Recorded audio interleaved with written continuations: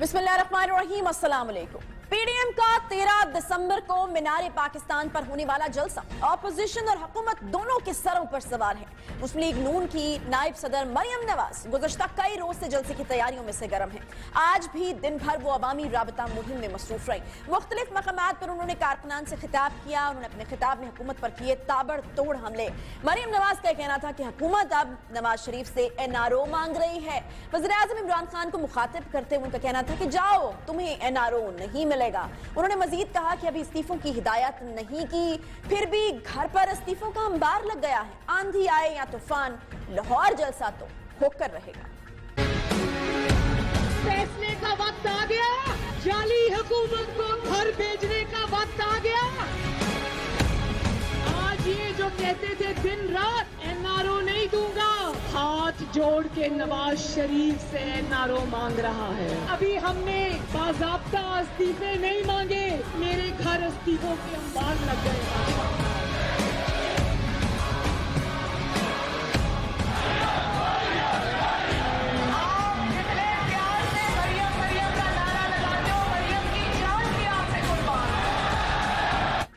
दूसरी तरफ वज़ीर आज़म इमरान खान ने एनजीओसी इजलास के बाद खिताब में अपोजिशन को वाज़ेह पैगाम दे दिया है कि जलसों से कोई फर्क नहीं पड़ने वाला, अवाम की जिंदगियां खतरे में ना डालें। उनका कहना था कि जलसे जुलूस 2-3 महीने बाद कर लिए जाएं। मुल्तान जलसे के बाद अस्पतालों के कोरोना वार्ड्स भरे पड़े हैं। दूसरी लहर इंतहाई खतरनाक है। वफाकी वज़ीर इत्तलात शिबली फराज ने भी अपोजिशन को आड़े हाथों लिया। उनका कहना था कि पीडीएम बंद गली में चली गई है, अब इन्हें रास्ता नहीं मिल रहा। इस्तीफे आखिरी ऑप्शन है और इस पर भी अपोजिशन तकसीम है। उन्होंने बिलावल भुट्टो जरदारी को माजी की याद भी दिलाई। उनका कहना था कि बिलावल भुट्टो शायद भूल गए नवाज शरीफ ने उनकी वालदा से कैसा सलूक रवा रखा, शायद भूल गए कि आसिफ अली जरदारी की जुबान किसने कटवाई थी। अब नवाज शरीफ जनरल ज़िया के मिशन को आगे बढ़ाने की कोशिश की, फिर बिलावल भुट्टो शायद ये भूल गए हैं कि मौसूफ ने उनकी वालदा के साथ किस किस्म का सलूक रवा रखा, किसने कटवाई आसिफ जरदारी की जुबान। आसिफ अली जरदारी को मिस्टर 10% का खिताब। दूसरी तरफ आज चंद दिन की खामोशी के बाद वफाकी वजीर शेख रशीद भी मंजर आम पर आए हैं और अपोजिशन पर तंजिया वार करते रहे। शेख रशीद का कहना था कि 8 दिसंबर भी गुजर गया, आर हुआ न पार हुआ, बात जनवरी तक चली गई। उन्होंने मौलाना फजल रहमान पर भी ताबड़तोड़ हमले किए। अगर सब सियासी चौधरी ना रहे तब भी मौलाना का कुछ नहीं बनने वाला। अगर पाकिस्तान के सारे सियासी चौधरी भी मर जाएं, फजलुर रहमान का कुर्रा फिर भी नहीं निकलेगा। जो फरमाते थे 8 तारीख को आर और पार होगा, ना आर हुआ है ना पार हुआ है, बीच मंझधार हो गया है। और अब ये जनवरी में चले गए हैं। बिलाखिर हालात ऐसे होंगे 13, 14, 15, 16 आप देखेंगे इमरान खान के लिए खुशखबरियां होंगी। किसके हाथ क्या आएगा, क्या रहेगा, क्या बचेगा, ये तो आने वाला वक्त ही बताएगा। बहरहाल लाहौर जलसे का महाज अब अहमियत अख्तियार किए चला जा रहा है। वज़ीर आला पंजाब की मुशर इत्तलात जलसे में रुकावट ना डालने के दावे कर रही हैं तो हुकूमत ने जलसे को नाकाम बनाने के लिए प्लानिंग कर ली है। ये इल्जाम भी आयद किया जा रहा है कि मुस्लिम लीग नून ने हुकूमती ताकत का जवाब देने के लिए डंडा बरदार फोर्स तैयार कर ली है। डंडों से भरा ट्रक जाती उम्रा पहुंचा दिया गया है। इन सब इल्जामात में हकीकत कितनी है ये तो मालूम नहीं, मगर कशीदगी के खदशे को किसी तौर भी नजरअंदाज किया नहीं जा सकता। अपोजिशन और हुकूमत दोनों के आसाब पर यह जलसा सवार हो चुका है। इस सब के बीचों बीच नेशनल डायलॉग की बातें भी की जा रही हैं, जो कि एक अच्छी पॉजिटिव बात है।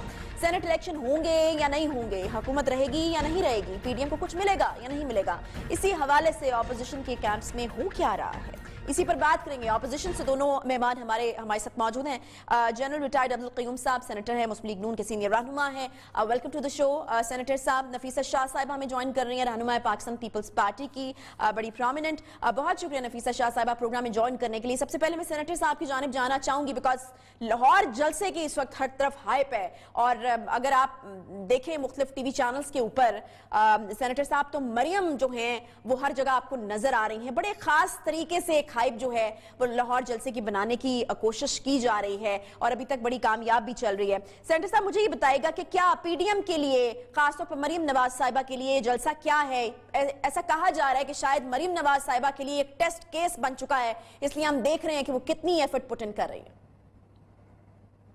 जी बिस्मिल्लाहिर्रहमानिर्रहीम। आयशा, बात यह है कि पंजाब जो है वो आबादी के लिहाज से एक बड़ा सूबा है और पाकिस्तान की हार्ट लैंड इसको कहते हैं। اور یہی حکومتیں بناتے ہیں اور اسی میں پذیرائی نہ ملے تو حکومتیں نہیں چل سکتی.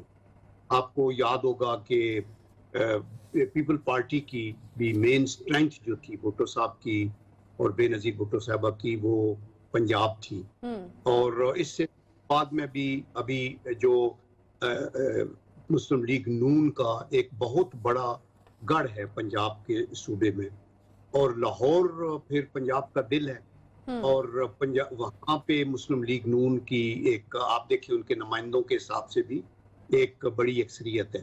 تو اس لیے چونکہ یہ ایک پولیٹیکل ایک انڈیور ہو رہی ہے اپوزیشن کی طرف سے, اور یہی ایک آئینی اور قانونی طریقہ ہے, تو وہ حکومت پہ پریشر ڈالنے کی کوشش کر رہے ہیں, اور وہ یہ چاہتے ہیں کہ چونکہ یہ حکومت ڈیلیور نہیں کر سکتی اس لیے ایک پریشر کریٹ کیا جائے تاکہ ہم کسی طریقے سے بھی ووٹ آف نو کانفیڈنس کی طرف بڑھیں یا ایک عبوری حکومت کی طرف بڑھیں اور فریش الیکشنز ہو جائیں. تو مریم جو نواز ہیں وہ آبویسلی بہت مؤثر آواز بن کے نون کی طرف سے ابھری ہیں, اور وہ بہت محنت کر رہی ہیں, اور آئی ایم شیور کہ کوئی لائف اینڈ ڈیتھ کا ایشو تو نہیں ہے. مقصد تو یہ ہے کہ لوگوں کو اکٹھا کیا جائے اور لوگوں کی یہ آواز. جلسہ بالکل بہت اہم ہے پی ڈی ایم کے لیے, اس وقت ہم دیکھ بھی رہے ہیں, اور اس وقت جو ہائپ اس کی بنی ہوئی ہے وہ بھی ہمیں نظر آ رہی ہے. لیکن ایک اور اہم جو طریقہ کار ہے جو کہا گیا تھا کہ تمام آپشنز کو استعمال کیا جائے گا, ان میں سے ایک اہم آپشن استعفوں کا آپشن بھی ہے, اور پیپلز پارٹی کو لے کر کے کافی شکوک و شبہات استعفوں والے معاملے پر اٹھ رہے ہیں. نفیسہ شاہ صاحبہ, فیصلہ ہو گیا, استعفے دے رہے ہیں آپ لوگ, یا پھر یہ جو قیاس رائیاں کی جا رہی ہیں کہ نہیں جی ابھی کنفیوژن ہے, پیپلز پارٹی جو ہے وہ ابھی اس نے فیصلہ کرنا ہے, یہ بات درست ہے؟ دیکھیں جو حکومتی ممبرز ہیں یا پی ٹی آئی ہے وہ تو ڈس انفارمیشن کیمپین اس لیے پھیلا رہی ہے کہ کیونکہ ان کی اس وقت تو سارا دھیان ہی پی ڈی ایم کے اوپر ہے. یہ اپنی گورننس بھول گئے, یہ بھول گئے کہ مہنگائی کتنی ہے, یہ بھول گئے کہ بے روزگاری کتنی ہے, یہ بھول گئے کہ عوام کے درد جو ہیں وہ کیا ہیں, یہ کسانوں کے صنعت کاروں کے مسائل بھول گئے ہیں. یہ صرف اور صرف ان کا دھیان پی ڈی ایم اور پی ڈی ایم کے گراؤنڈز, کہاں پر کتنا پانی پھینکنا ہے اور کن کن پینافلیکسز والوں کو روکنا ہے, ڈی جے بٹ کو جو ہے پکڑنا ہے, کون سے جیل میں ڈالنا ہے, سارا دھیان ان کا یہ ہے. اور ایک ان کا ایفرٹ یہ بھی ہے کہ ہم پی ڈی ایم میں دراڑیں ڈالیں, جس میں انہوں نے ہر بے انتہا اس کی کوشش کی, سازشیں کی, سندھ میں سازش کی, لیکن پی ڈی ایم جو ہے وہ اکٹھی ہے, یہ کل جماعتیں ہیں, اور ہمارا مقصد ایک تو اس نفیسہ صاحبہ کل بلاول صاحب نے کہا نا کہ سی سی کا اجلاس ابھی بلانا ہے, تو ایسا تاثر گیا کہ ابھی فیصلہ ہوا نہیں ہے, ابھی بیٹھ کر بات چیت ہونی ہے, مشاورت ہوگی, اس کے بعد شاید حتمی فیصلہ جو ہے وہ پیپلز پارٹی لے. دیکھیں پی ڈی ایم کے فیصلے جو ہیں وہ مولانا صاحب ان کا اعلان کرتے ہیں, اور مولانا صاحب نے جو اعلان کیا, جب انہوں نے اعلان کیا, جب جو بھی انہوں نے اعلان جاری کیا, اس میں ایک طرف مریم بی بی تھی تو دوسری طرف بلاول بھٹو زرداری صاحب تھے, اور اس میں فیصلہ یہ ہوا ہے کہ تمام جماعتیں پہلے مرحلے میں اپنے اپنے لیڈران کو استعفے دیں گے, تمام پارلیمنٹیرینز, اور اس میں یہ نہیں کہا گیا کہ سندھ کے نہیں دیں گے یا بلوچستان کے نہیں دیں گے اور قومی اسمبلی جماعت کے دیں گے یا اس جماعت کے دیں گے, تب دیں گے اپنے اپنے لیڈرز کو. لیکن ہماری اپنی جماعتیں ہیں تو ہمیں اس کی توسیع یقیناً اپنی سی سی سے بھی لینی ہے. تو سی سی کا اجلاس متوقع ہے اور وہ انشاءاللہ وہ فیصلہ کریں گے, لیکن جو پی ڈی ایم کے فیصلے ہیں وہ کنسنسس کی بنیاد پہ ہوتے ہیں, اور پی ڈی ایم کے جو بھی فیصلے ہیں اس پہ پاکستان پیپلز پارٹی جو ہے منوان ہم اس پہ کمیٹڈ ہیں. ٹھیک ہے, ٹھیک ہے. سینیٹر صاحب میں آپ کی طرف آؤں گی. نیشنل ڈائیلاگ کی بات ہو رہی ہے جو اس تمام صورتحال میں بڑی ایک پازیٹیو بات ہے, بڑا ایک خوشگوار ہوا کا جھونکا اگر ہم اس کو کہیں تو وہ ہوگا, لیکن اگر یہ ہو جائے تو ایک طرف سے کہا جاتا ہے کہ جی ہمیں تو جو ہے وہ اپروچ کرنے کی کوشش کی جا رہی ہے, دوسری طرف سے اس چیز کا انکار کر دیا جاتا ہے, پھر کچھ شرائط لگا دی جاتی ہیں. اگر میں آپ سے آپ کی پرسنل رائے جاننا چاہوں, آپ سینئر رہنما ہیں مسلم لیگ نون کے, نیشنل ڈائیلاگ جو ہے ایک تو یہ بتا دیجئے کہ اس کا کتنا کتنا امکان ہے اور آپ کو کیا لگتا ہے کہ اگر یہ ہو جائے تو کتنی یہ بہتر چیز ہوگی؟ دیکھیں عائشہ، نیشنل ڈائیلاگ تو ایک انتہائی عام قدم ہوگا اور یہ ملک کی ضرورت ہے. میں یہ کہتا ہوں، میں ایک سولجر کی حیثیت سے اور ایک سیاسی کارکن کی حیثیت سے اوور 50 ایئرز کے ایکسپیرینس کے ساتھ جب دیکھتا ہوں تو آنیسٹ ٹو گاڈ مجھے دکھ ہوتا ہے کہ ہمارے دشمن کیا سوچتے ہیں ہمارے متعلق اور ہماری اندرونی حالات کیا ہیں. معیشت کے دیکھیں، سی پیک کے اوپر اٹیک ہو رہے ہیں، ایون ابھی ٹیررزم کی چیزیں اوپر بڑھ رہی ہیں، لوگ بھوک اور افلاس سے مر رہے ہیں اور ہماری پولیٹیکل پولرائزیشن اس حد تک پہنچی ہے کہ پرائم منسٹر جو ہیں وہ اپوزیشن کے ساتھ کہتے ہیں میں اگر ہاتھ ملاؤں تو ان کی عزت افزائی نہ ہو جائے. تو میں ان کو اتنا ادھر یا دالت سمجھتے ہیں کہ وہ بھی نہیں کرنا چاہتے. دیکھیں جو نیشنل کنسنسس ہے نا وہ ساری پارٹیاں شاید چاہیں گی، لیکن اس کے اندر جو لیڈنگ رول ہے وہ حکومت کا ہوتا ہے. Initiative is with the chief executive کہ وہ کہے کہ آئیں جی please let's sit together, don't compromise on your principles, don't compromise on accountability. Nobody wants that, nobody would ask you for that. لیکن آپ یہ بیٹھے تو کہیں یار دیکھو اکاؤنٹیبلٹی پہ میں یہ انشور کرتا ہوں کہ اکراس دی بورڈ ہوگی اور فیئر ہوگی. وہ سارے کہیں گے لب بیک، لیکن ان کو یہ کہا جائے کہ دیکھیں سینیٹر صاحب مجھے یہ بتائیے گا کہ یہ جو مریم نواز صاحبہ اب کہہ رہی ہیں کہ اب وقت گزر گیا ہے، حسن اقبال صاحب نے بھی کہا نہیں جی اب ہم تیار نہیں ہیں، آپ لوگوں کی طرف سے بھی کچھ شرائط ہیں کہ جی ٹھیک ہے آپ ان مدوں کے اوپر بات کریں تو ہم بات کرنے کے لیے تیار ہیں، یا واقعی کوئی گنجائش نہیں ہے اس کی؟ آپ لوگ کہہ رہے ہیں کہ وقت گزر گیا تو گزر گیا. دیکھیں سیاست کے اندر کوئی بھی بات حتمی اور حرف آخر تو نہیں ہوتی نا.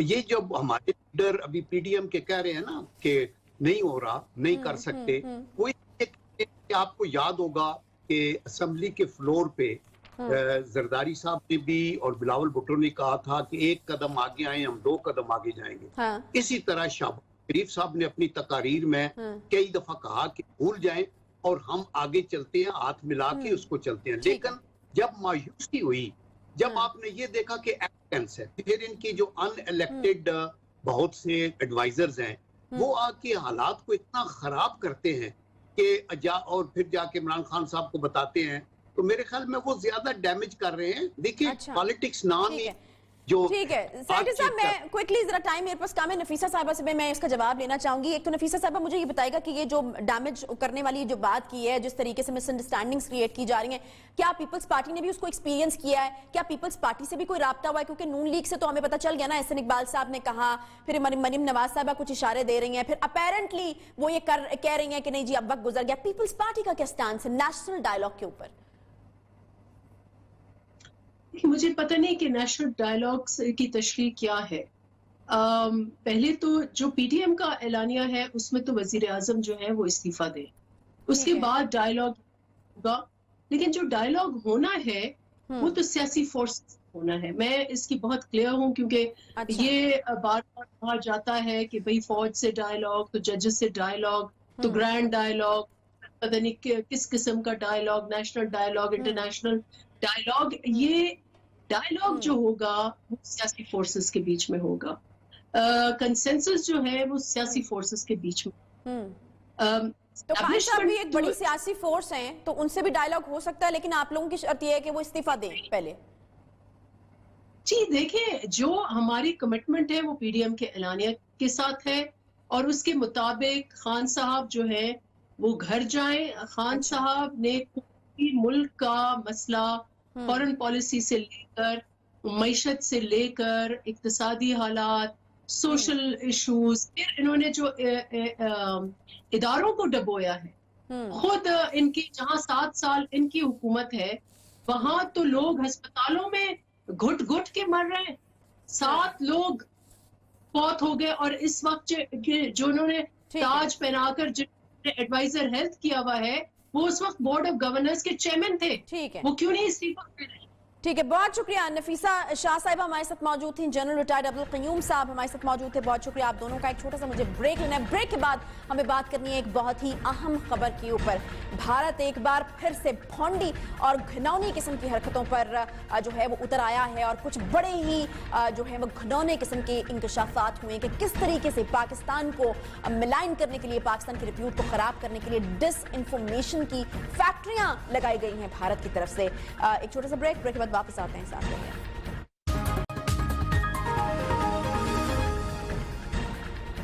Welcome back. दुनिया भर में गलत मालूमात फैलाने के हवाले से रिसर्च करने वाले बैनुल-अक़वामी इदारे EU डिसइंफो लैब के इंकशाफात के बाद दुनिया भर में इंडिया की तजलील हो रही है। भारतीय अज़ाइम अब न सिर्फ खित्ते में बल्कि मगरबी दुनिया के सामने भी खुलकर आ चुके हैं। दुनिया की आंखों में धूल झोंकने के मंसूबे अया हो चुके हैं।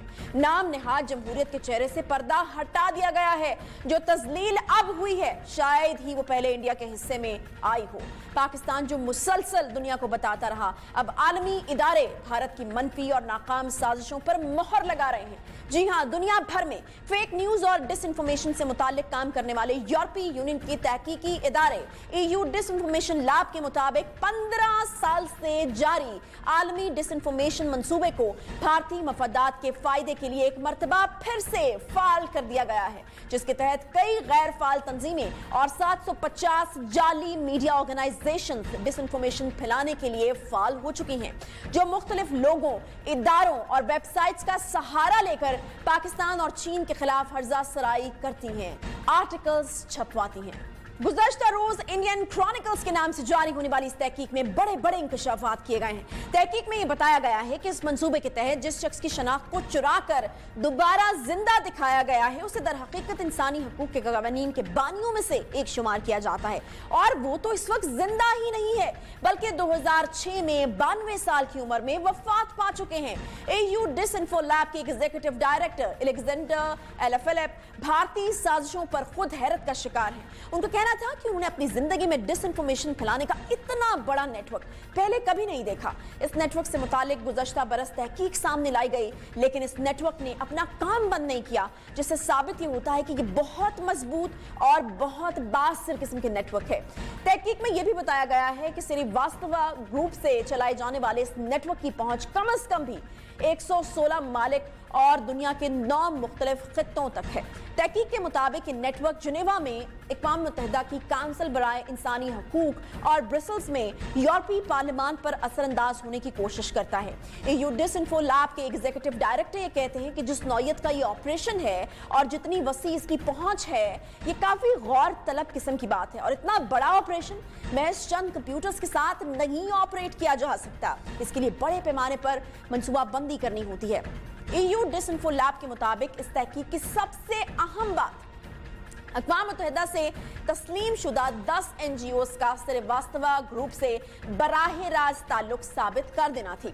इसके अलावा 550 से जायद न्यूज वेबसाइट्स, मुतादिद मशकूक NGOs और कई गैर फाल इदारों के साथ साथ मुख्तलिफ थिंक टैंक्स का श्रीवास्तवा ग्रुप से ताल्लुक साबित किया गया है, जिनका काम बैनुल-अक़वामी सतह पर इंडियन मफादात का तहफ़्फ़ुज़ करना और पाकिस्तान के खिलाफ हर्जा सराई करना था। अब EU डिसइंफो लैब की जानिब से पाकिस्तान के खिलाफ हर्जा सराई करने वालों से मुख्तलिफ प्रोग्राम्स में पाकिस्तान के खिलाफ तकरीर करने वालों से जब राब्ता किया जा रहा है तो नंबर्स ब्लॉक कर दिए जाते हैं, जवाब नहीं दिया जाता। कितनी ही बदकिस्मती है कि इंडिया जो हमेशा से अपने झूठ से प्रोपेगेंडा करने वाला छोटे कद का मुल्क हमारा हमसाया है। कितनी बदनसीबी है कि नरेंद्र मोदी जो भारत और पूरी दुनिया में मुसलमानों की जेनोसाइड जैसे घिनौने क्राइम की वजह से मशहूर वहां के वजीर आजम हैं। दहशतगर्द भारत एक तरफ ताकतवर होने का दावा करता है, मगर वार हमेशा पीठ पीछे से ही करता है। आंखों में आंखें डालकर बात करना भारत और मोदी दोनों के ही बस की बात नहीं। आलमी फोरम्स पर भी दुम दबाकर भाग जाता है। मोदी की भोंडी हरकतें दुनिया भर में भारत के मुंह पर काली पालक मल रही हैं। एक तरफ भारतीय अवाम और अक़लियतें मोदी से तंग हैं और इसके पुतलों को जूते मारे जा रहे हैं। इस बात का जिक्र गुज़श्ता रोज दौरे हाजिर के बहुत बड़े स्कॉलर और सोशल साइंटिस्ट ने भी किया कि मोदी सेक्युलरिज्म के लिए एक बहुत बड़ा खतरा है। तो दूसरी तरफ भारतीय, यूरोपीय यूनियन और अक़वाम मुत्तहिदा जैसे इदारों को उल्लू बना रहा है भारत। मुसलसल आलमी इदारों की आंखों में धूल झोंक रहा है। यही नहीं बल्कि भारत खत्ते में दहशत का सौदागर बना हुआ है। मोदी के मुंह को खून लग चुका है। मोदी भारत को पिटवाता है लेकिन अपनी हरकतों से बाज नहीं आता है। अब सारी दुनिया के सामने आ चुका है कि भारत जमहूरियत का सबसे बड़ा दुश्मन है। खुद भारत में आजादी की 65 से ज्यादा छोटी बड़ी तहरीकें चल रही हैं। एक तरफ किसानों ने मोदी सरकार के गासिब कवानीन को निस्तो नाबूद करके रख दिया है, तो दूसरी तरफ खालिस्तान के नारे अब दुनिया भर में लगाए जा रहे हैं। लेकिन भारत है कि पाकिस्तान के खिलाफ झूठी साजिशों की जाल बुनता रहता है। सरेआम ये बुनते हुए पकड़ा भी गया है। लेकिन सवाल ये है कि क्या आलमी इदारे रियासती दहशतगर्द भारत के इस झूठे, मनगढ़ंत और मकरूह प्रोपेगेंडे का कोई नोटिस लेंगे? क्या भारत को शट अप कॉल दी जाएगी? क्या आलमी बरादरी भारत को लगाम डालेगी? और सबसे बड़ा सवाल कि ये तहकीक पाकिस्तान और पाकिस्तान के मौक़िफ़ की कितनी बड़ी फतह है। अब पाकिस्तान इससे कैसे फायदा उठा सकता है? इसी के ऊपर हम तफसील से बात करेंगे। Major general retired Ejaz Awan साहब और जफर हिलाली साहब दोनों ही दिफाई तज्ज़ियाकार हैं, हमारे साथ बिल्कुल मौजूद हैं। बहुत शुक्रिया आप दोनों के प्रोग्राम में तशरीफ लाने के लिए। जनरल साहब, सबसे पहले मैं आपसे आगाज करना चाहूंगी। एक बाकायदा नेटवर्क बनाया जाता है, जाली आर्टिकल्स, जाली वेबसाइट्स, मरे हुए लोगों का नाम इस्तेमाल, इतना फ्रॉड, इतनी दो नंबरी, हर चीज पर झूठ, पूरा ये फ्रॉड का पलंदा है। अच्छा, थैंक यू वेरी मच। देखिए, बात ये है कि everything is fair in love and war, और हिंदुस्तान हमारा दुश्मन है और दुश्मन का काम यही होता है कि अपना नैरेटिव बनाए, चाहे वो फॉल्स हो या उसमें हकायक की आमेजिश की जाए, और वो हमें वो नुकसान पहुंचाए जो दुनिया हमें नहीं पहुंचाना चाहती, और हमारी क्रेडिबिलिटी को वो दागदार करे। तो ये हिंदुस्तान ने बड़ी कामयाबी से किया। अब इसमें दोनों पहलू हैं। एक तरफ ये कि हिंदुस्तान ने बड़ा कारगर तरीके से इस ऑपरेशन को किया, जिस तरीके से उन्होंने प्लान किया। फिर एक डेकेड तक पाकिस्तान पर इतना दबाव डाला कि एक तरफ हम FATF में चले गए, ग्रे लिस्ट में चले गए, एक तरफ हम अफगानिस्तान में जहां हम दहशत गर्दी में इतना तामुन और मुआवनत कर रहे थे अमेरिका की, वहां अशरफ गनी गवर्नमेंट के साथ हमारे ताल्लुकात खराब करवाए। फिर उससे पहले कारजाई गवर्नमेंट ने भी हम पर तमाम तरह इल्जामात लगाए, और खुद अमेरिका हमें डुप्लीशियस कहता रहा क्योंकि इंडिया का ये नैरेटिव बिकता रहा। फिर उन्होंने जो जुल्म किया कश्मीर में, उसको भी उसने अपने किए हुए मजालिम को एक्सटर्नलाइज करने के लिए इल्जाम हम पर थोप दिया। बालाकोट जो हुआ, इससे पहले जो पुलवामा हुआ, उसका फॉल्स फ्लैग ऑपरेशन किया, इल्जाम पाकिस्तान पे लगा दिया। तो मैं कहूँगा एक तरफ उन्होंने बहुत कामयाब तरीके से पाकिस्तान को मेलाइन करने में बहुत हद तक उन्हें कामयाबी हुई, और पाकिस्तान मुसलसल 10 साल अंडर प्रेशर रहा है, और ये हम सब ने विटनेस किया कि हमारी बात की दुनिया में पजीराई ही नहीं हो रही थी। और आज हमें पता चल रहा है कि इसके पीछे कितना एलेबोरेट, और हुसैन हक्कानी जैसे लोग इस सारे नैरेटिव को बाय करके खुद पाकिस्तान को मेलाइन करने में लगे हुए थे और आज तक लगे हुए हैं। तो इस तरह एक तरफ तो उनकी कामयाबी हुई, और दूसरी तरफ ये है कि झूठ एक हद तक जा सकता है, हतमी तौर पे कामयाब नहीं हो सकता। ठीक, तो बहुत बड़े लेवल पे इसका इंकशाफ हुआ है कि बहुत बड़े लेवल पे ये तमाम कार्रवाई जो है वो हो रही थी। अब क्या समझते हैं कि इस तरह के जो प्रोजेक्ट्स होते हैं उसमें कितने ज्यादा मिलिट्री रिसोर्सेज या स्टेट रिसोर्सेज जो हैं वो चाहिए होते हैं, और अगर हम इस स्पेसिफिक केस की बात करें तो यहाँ पर कितना इन्वॉल्वमेंट हो सकता है उनका? जी यकीनन, देखिए ये गवर्नमेंट स्पॉन्सर्ड था, स्टेट स्पॉन्सर्ड प्रोजेक्ट था। जिस तरीके से उनका एक सेल अभी हमने पिछले दिनों इंकशाफ किया था, जो आर्म फोर्सेस के रिप्रेजेंटेटिव है, उन्होंने जो फॉरेन ऑफिस में ब्रीफिंग दी थी कि हिंदुस्तान का एक सेल वो भी है जो direct prime minister of India को रिपोर्ट करता है, और है वो अफगानिस्तान बेस्ड दहशतगर्द ऑर्गेनाइजेशन को पाकिस्तान के अंदर इस्तेमाल करने के लिए और पाकिस्तान और चाइना के स्ट्रेटेजिक मफादात को निशाना बनाने के लिए ये सेल है, जिसकी अरबों रुपए में फंडिंग की गई है। تو यकीनन एक बहुत बड़ा प्रोजेक्ट, हिलाली साहब ठीक है पॉइंट आ गया है जनरल साहब आपका। मैं हिलाली साहब को भी शामिल गुफ्तगू करना चाहती हूँ। हिलाली साहब ठीक है, जिस तरह जनरल साहब ने कहा कि everything is fair in love and war, मान लेते हैं भारत की तरफ से तो ये जो किया गया अपने मफादात को सामने रखते हुए किया गया, हमारे साथ एक जंग किसी सूरत हाल थी, हर चीज उनको जायज लगी। मुझे ये बताइएगा ये जो आलमी तंजीमें हैं जिस तरह अक़वाम मुत्तहिदा है या यूरोपीय यूनियन है, जिस तरीके से वहां पर फायदा उठाया जाता रहा, उनको जिस तरीके से इस्तेमाल किया जाता रहा, आपको लगता है कि ये आलमी तंजीमें जो हैं वो अनअवेयर रही हो या उनको बिल्कुल पता ना हो कि उनका किस तरीके से इस्तेमाल किया जा रहा है एक मुल्क को मिलाइन करने के लिए? देखिए, एक मिनट के लिए ना सोचें कि जो एजेंसीज हैं बाहर के मुल्क के, उनको पता नहीं है ये क्या था। सबको पता है। ये ब्राइबरी, रिश्वत, ब्लैकमेल और इन चीज़ों से। अब आपको मैं एक छोटा सा मिसाल देता हूँ। मैं भी 2-3 साल यूएन में हमारे मिशन में था। ये जो NGOs हैं जो एक्रेडिटेड हैं यूएन को, आप समझते हैं कि इनसे कुछ भी आप लिखवा लें। एक वक्त हम ऐसे करते थे कि हम कहते थे कि जब वोटिंग आता था और हमें पता था कि वो पाकिस्तान के ख़िलाफ़ वोटिंग आ रहे हैं, हम उनको कहते थे कि एक बड़ा अच्छा सेल लगा हुआ है फलाने मेसीज़ में, आप जाएं और सस्ता आपको चीज़ें उधर मिलेंगे। तो हम उस वक्त उनको ऐसा टाइम देते थे जब वोटिंग का टाइम होता था, वो चले जाते थे।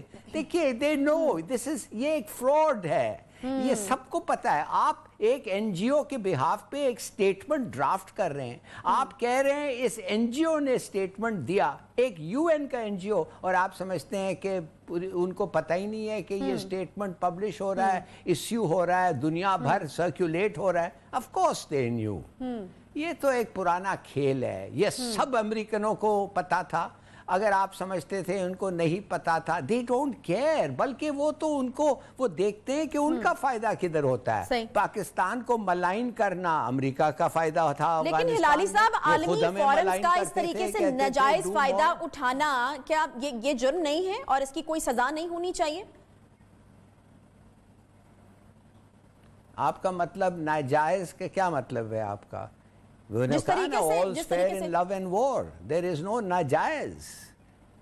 लेकिन यूरोपीय यूनियन है, अब एक आदमी 6 साल के लिए मरा हुआ है, लेकिन हिलाली साहब, ये अक़वाम मुत्तहिदा और यूरोपीय सेमिनार्स हो रहे हैं। ठीक है यानी आप ही कह रहे हैं कि उनके इल्म में ये सब कुछ होता था। हाँ। जी जारी रखिए। मैं कहता हूं कि उनके उस वक्त अगर इल्म में नहीं था, बाद में पता चल गया होगा। They did nothing। और पाकिस्तानी लिबरल जो हैं, जो ये मुल्क से बाहर रहते हैं, उनका तो काम ही यही है। हाउ डू यू थिंक कि उनका गामाज और उनके वर्क परमिट्स और उनके पैसे। ठीक है हिलाली साहब, मुझे एक छोटा सा ब्रेक लेना है। बिल्कुल आप बजा कह रहे हैं कि उनके इल्म में था, बट दे डिड नथिंग। पिछले साल भी तहकीक सामने आई थी जिसके अंदर ये तमाम बातें सामने आई थी, लेकिन इसके खिलाफ कोई एक्शन जो है वो नहीं लिया गया। लेकिन अब जब पाकिस्तान को इससे डायरेक्टली नुकसान हो रहा है और हमने देखा है कि पिछली 1 दिहाई में किस किस्म का नुकसान हुआ है, पाकिस्तान किस पॉइंट पर आकर खड़ा हुआ है, तो अब जब सामने आंखों के आ चुकी हैं ये चीजें, तो पाकिस्तान को किस तरीके से इसके ऊपर रिएक्ट करना चाहिए, इसके ऊपर हमें बात करनी है। क्योंकि पाकिस्तान को भी पूरा राइट है कि अपने आप को डिफेंड करने का किस तरीके से एक डिफेंसिव स्ट्रैटेजी अपनानी चाहिए और किस तरीके से ये जो कैंपेन पाकिस्तान के खिलाफ चलाई जा रही है इसको कम से कम ये डैमेज करे, क्या इकदाम उठाने की जो है वो जरूरत है। एक छोटे से ब्रेक के बाद इस के ऊपर ही हमें बात करनी है। ब्रेक के बाद साथ रहिएगा, वापस आते हैं।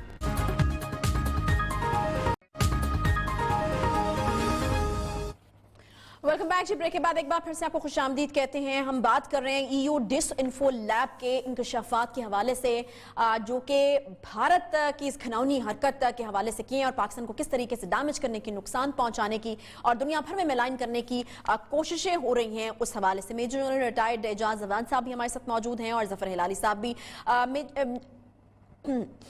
جنرل صاحب سب سے پہلا سوال میں آپ کی طرف لے کے آنا چاہوں گی اور وہ یہ کہ ہیومن رائٹس واچ کے جو عہدیدار ہیں کلاؤڈیو انہوں نے بھی یہ کہا ہے کہ انڈین حکومت نے بہت کامیابی سے جو ہے عالمی طور پر اور بالخصوص یورپی یونین سے کسی بھی قسم کی تنقید سے خود کو جو ہے وہ محفوظ رکھنے کے لیے حکمت عملی تیار کر لی ہے. اب سوال یہ پیدا ہوتا ہے, ایک تو ہم نے پہلے بات کر لی کہ اگر علم میں بھی تھا تو اور یقینی طور پر علم میں ہوگا, کوئی مذمت نہیں آئی. پاکستان کو اب اس کے اوپر فوری طور پر کیا کرنے کی ضرورت ہے, کس طریقے سے مزید جو یہ چیز ڈیمیج کر سکتی ہے پاکستان کو, اس سے بچا جا سکتا ہے؟